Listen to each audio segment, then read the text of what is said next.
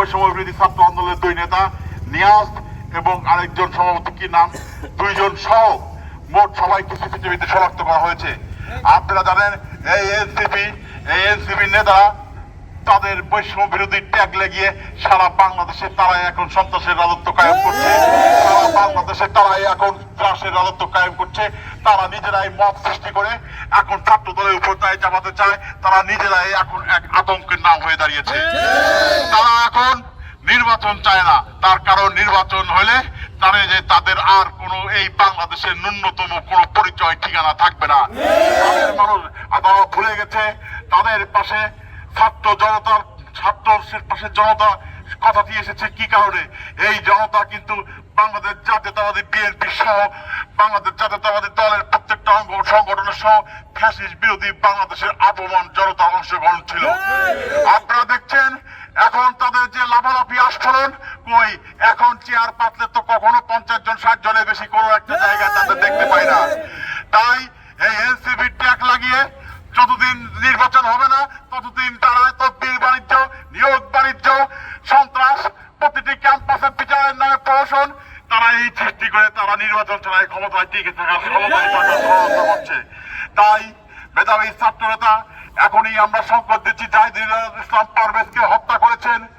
ভবিষ্যতে এই ধরনের মব সৃষ্টিকারী এই ধরনের হত্যার রাজনীতি যদি আপনারা শুরু করতে থাকেন, বাংলাদেশ জাতীয়তাবাদী ছাত্র দল অনেক ধৈর্য ধরে সহনশীলতার পরিচয় দিয়েছে।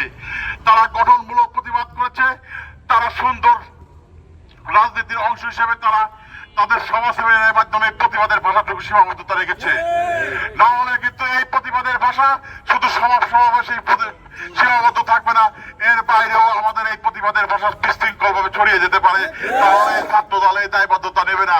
আপনারা যেভাবে হত্যার রাজনীতি শুরু করছেন, আপনারা যেভাবে হিংসার রাজনীতি শুরু করছেন, আপনারা যেভাবে গুজব মিডিয়া অপপ্রচার করছেন, মিডিয়ায় যেভাবে গুজব ছড়াচ্ছেন, তাতে মনে হচ্ছে যে আপনারা সারা বাংলাদেশে বোধহয় আর কেউ নেই। একটা জিনিস ভুলে যাবেন না, আপনাদের সাথে আমরা ছিলাম বলেই আপনারা হয়তো আছেন, আমরা না থাকলে আপনারা কিছুই না।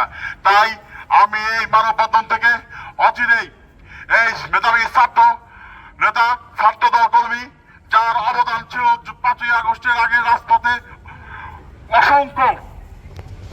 অসংখ্য লড়াই সংগ্রাম ইতিহাস রয়েছে, সেই মেধাবী ছাত্র নেতা জাহিদুল ইসলাম পারভেজের হত্যাকারীদের দৃষ্টান্তমূলক শাস্তি দাবি করছি, অচিরে এদের গ্রেপ্তার দাবি করছি এবং এইখান থেকে আমরা কঠোর হুঁশিয়ারি দিচ্ছি, অচিরে যদি এর দৃষ্টান্তমূলক শাস্তি আইন উপদেষ্টা, প্রধান উপদেষ্টা এর গ্রহণ না করেন, এর শাস্তি গ্রহণ না করেন বা এর বিচার প্রক্রিয়া গ্রহণ না করেন, তাহলে আমরা রাজপথে এর তাই বলতে চাই, এই সরকারি কলেজ ছাত্র দল কর্তৃক আয়োজিত আজকের মানববন্ধন থেকে বলতে চাই, আপনারা হুঁশিয়ার হয়ে যান। আর কোন রকম এনসিপির নামে, বৈষম্য বিরোধীর নামে আর কোন রকম সন্ত্রাসী কার্যকলাপ করবেন না। তাহলে আমরা এর দাঁত ভাঙা জবাব দিতে প্রস্তুত থাকবো ইনশাআল্লাহ। আমাদের এক ভাই মেধাবী ছাত্র নেতা জাহিদুল ইসলাম পারভেজকে আপনারা দেখেছেন দিনের আলোতে কুচক্রীকারী এই এনসিপি, যারা এই 17 বছর দেখেছেন আপনারা এই আওয়ামী ফ্যাসিস্ট হাসিনার বিরুদ্ধে ছাত্রদল, যুবদল, স্বেচ্ছাসেবক দল, বিএনপি সহ আমরা যেভাবে রাজপথে থেকে এই ফ্যাসিস্ট হাসিনাকে এই দেশ থেকে বিতাড়িত করার জন্য বিভিন্ন সময় দেখেছেন আমাদের ভাইয়েরা তাদের আত্মবলিদান দিয়েছেন।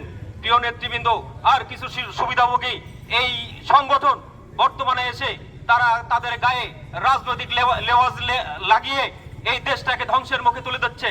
প্রিয় বন্ধুরা আমার, আজকের পারভেজ আগামী দিনের বাংলাদেশ।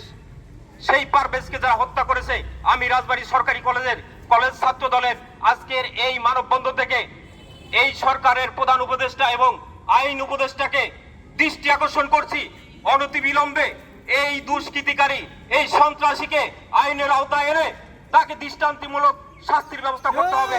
তা না হলে সারা বাংলাদেশের এই ছাত্র দলের নেতা কর্মীরা আপনাদেরকে শান্তিতে থাকতে দেবে না। প্রিয় বন্ধুরা আমার,